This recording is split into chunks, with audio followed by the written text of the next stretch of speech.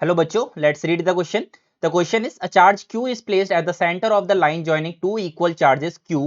The system of the three charges will be in equilibrium if Q is equal to.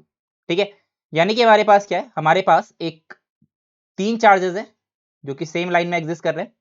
Late it be we have capital Q and there is one more capital Q और इनके बीचों बीच में हमने रख दिया एक small q charge so that इसकी जो डिस्टेंस है from this charge late it B d and from this charge is equal, क्योंकि ये सेंटर पे रखा है. ठीक है, तो अब क्या होगा, हमें बताना है कि ये जो हमारे पास बीच में जो हमने q चार्ज रखा है इसका चार्ज और इसका मैग्नीट्यूड क्या होगा सो दैट ये पूरा का पूरा जो सिस्टम है हमारे पास it will be in equilibrium. Okay, तो इक्विलिब्रियम का होने का मतलब क्या है, इक्विलिब्रियम का मतलब यह है कि इसमें जो नेट फोर्स लग रहा है चार्ज इस सिस्टम में दैट इज इक्वल टू 0.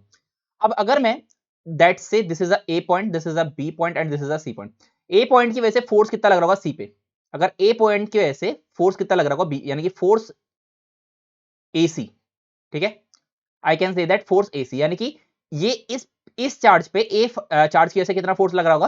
तो यहाँ पे कॉन्सेप्ट क्या होता है फोर्स का, अगर दो चार्जेस है हमारे पास तो की concept will be the force in between two charges is equal to 1/4 यानी कि k that is 1/4 pi epsilon not then q into q divided by उनकी बीच की डिस्टेंस r स्क्वायर. तो यहां पे अगर चेक करें तो इस c पे a के द्वारा कितना फोर्स लग रहा होगा k that is 1/4 pi epsilon not. Then charges दोनों के q है तो q स्क्वायर हो जाएगा एंड डिवाइडेड बाय यहां का कितना है 2d स्क्वायर हो जाएगा इनकी बीच की डिस्टेंस. ओके, अब क्या है, यानी कि इस वाले पे ये फोर्स किस डायरेक्शन में लग रहा होगा, ये फोर्स लग रहा होगा हमारा अपोजिट है, यानी कि यहां पे लग रहा होगा force on C due to A. ये जो होगा हमारे पास force on C due to A, यानी कि ये हमारा force on C due to A है, ये जो हमारे पास होगा ये हमारा आउटवर्ड डायरेक्शन में होगा. ठीक है, बट अगर हमें इस पूरे इक्विलिब्रियम को, अगर हमें इस पूरे सिस्टम को इक्विलिब्रियम में लाना है, यानी कि यहां पे कोई ऐसा फोर्स होना चाहिए जो इसको अंदर की ओर को खींच रहा हो सो दैट क्या हो पूरा का पूरा इक्विलिब्रियम में आ जाए. तो इसके लिए जो यहाँ पे ये Q है, Q को क्या आना पड़ेगा, Q को यहाँ पे एक नेगेटिव चार्ज होना पड़ेगा, क्योंकि अगर Q भी पॉजिटिव हो जाएगा तो Q भी इसको बाहर को देगा, तो ये नेट हमेशा कभी भी जीरो नहीं हो पाएगा. तुमको जीरो करना है सो तो Q को होना पड़ेगा यहाँ पे नेगेटिव. तो पहली बात समझ में आ गई, Q क्या होगा यहाँ पे, Q एक नेगेटिव चार्ज होगा. दूसरी बात, जितना फोर्स हमारा Q की वजह से यहाँ पे इस कैपिटल Q पे लग रहा होगा that will be equal to FCA, क्योंकि हमें इसको नेट जीरो करना है. तो यानी कि therefore force on C due to B which is equal to K times of Q into capital Q divided by D square. This is the second equation.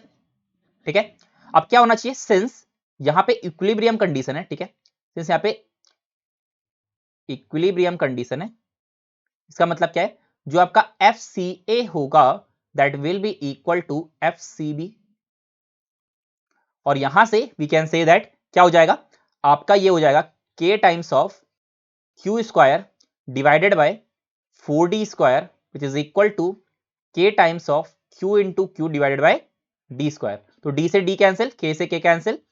ठीक है, कैपिटल Q से एक Q cancel, तो यहाँ पे जो हमारा small q आ जाएगा, small q is equal to Q by 4. तो हमको क्या निकालना था, हमें स्मॉल q की वैल्यू निकालनी थी, और एक क्या साइन आएगा यहाँ पे, साइन जो आएगा the sign will be negative. ठीक है, नेगेटिव साइन के साथ आएगा that means negative of Q by 4 that is option number B. So the correct answer for this question is option number B. I hope you understood it well. Best of luck.